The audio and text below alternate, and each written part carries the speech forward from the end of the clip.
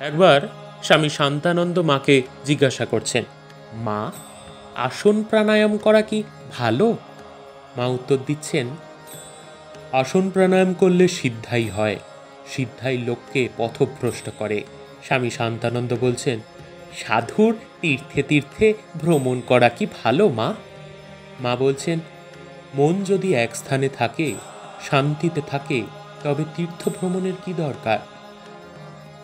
স্বামী শান্তানন্দ বলছেন, মা, ধ্যান হয় না, কুণ্ডলিনী জাগ্রত করে দিন। মা বলছেন, জাগবে বই কি, একটু ধ্যান জপ করলেই জাগবে। আপনি কি আর জাগে? ধ্যান জপ করো। ধ্যান করতে করতে মন এমন স্থির হয়ে যাবে যে ধ্যান আর ছাড়তে ইচ্ছা হবে না। যেদিন ধ্যান হবে না, জোর করে ধ্যান করবার আবশ্যক নেই, সেদিন প্রণাম করেই উঠবে। যেদিন হবে, আপনিই হবে। আবার স্বামী শান্তানন্দ বলছেন, মা, মন স্থির হয় না কেন? যখন ভগবানের বিষয়ে চিন্তা করি, তখন মন নানা বিষয়ে যায়।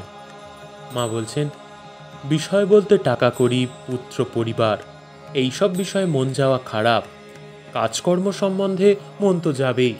ধ্যান না হয় জপ করবে, জপাত সিদ্ধি, জপ করলেই সিদ্ধি লাভ করবে। ধ্যান হলো ভালো, না হয় জোর করে ধ্যান করবার দরকার নেই।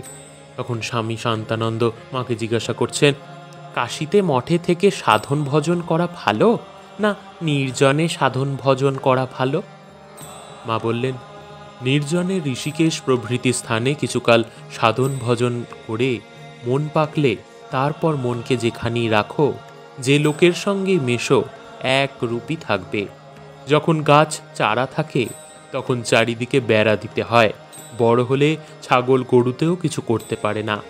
নির্জনে সাধন করা খুব দরকার। যখন মনে কোনো বিষয় উদিত হবে, জানবার ইচ্ছা হবে, তখন একাকী কেঁদে কেঁদে তার নিকট প্রার্থনা করবে। তিনি সমস্ত মনের ময়লা ও কষ্ট দূর করে দেবেন আর বুঝিয়ে দেবেন। স্বামী শান্তানন্দ বলছেন, আমার তো সাধন ভজনের শক্তি নেই, আপনার পাদপদ্ম ধরে পড়ে আছি, যা হয় করুন। মা হাত জোর করে ঠাকুরকে প্রার্থনা করতে লাগলেন, ঠাকুর, তোমার সন্ন্যাস রক্ষা করুন। তিনি দেখছেন, তোমার ভয় কি?